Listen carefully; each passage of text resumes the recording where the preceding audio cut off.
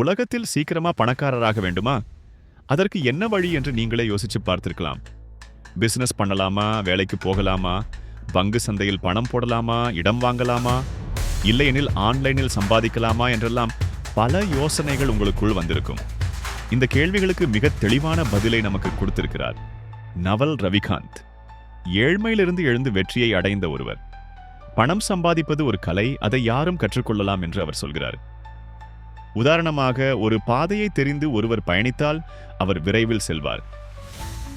தெரியாதவனோ வழி கேட்டு தடுமாறி செல்ல நேரிடும். வெற்றிக்கும் அதே சித்தாந்தம் பொருந்துகிறது.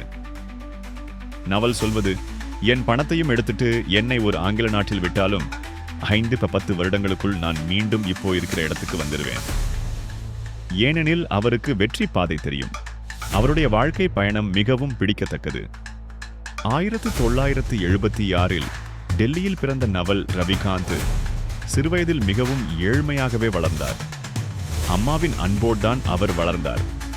நிதியாக மோசமான சூழ்நிலையில் இருந்தாலும் நான் பணக்காரனாகவே ஆக வேண்டும் என்ற தீர்மானத்தோடு ஆயிரக்கணக்கான புத்தகங்களை படித்தார். வெவ்வேறு துறைகளில் கற்றுக்கொண்டு தனது முயற்சியால் பல நிறுவனங்களை தொடங்கி வெற்றி பெற்றார்.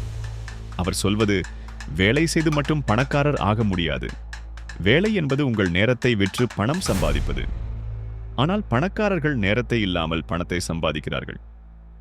30 வயது வரை பலர் நல்ல வேலை தேடுவதிலேயே நேரத்தை வீணாக்குகிறார்கள்.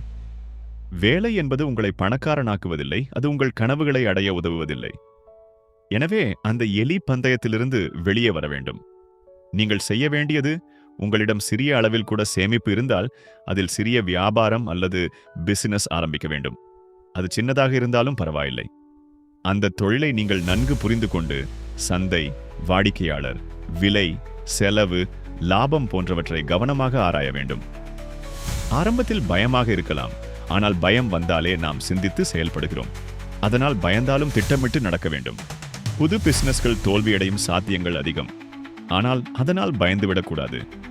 ஒருமுறை லாபம் வர ஆரம்பித்தவுடன் அந்த பணத்தை நிலம், தங்கம், ஷேர் மார்க்கெட் போன்ற இடங்களில் முதலீடு செய்யலாம். நிலம் மற்றும் தங்கம் மதிப்பு இழக்காது.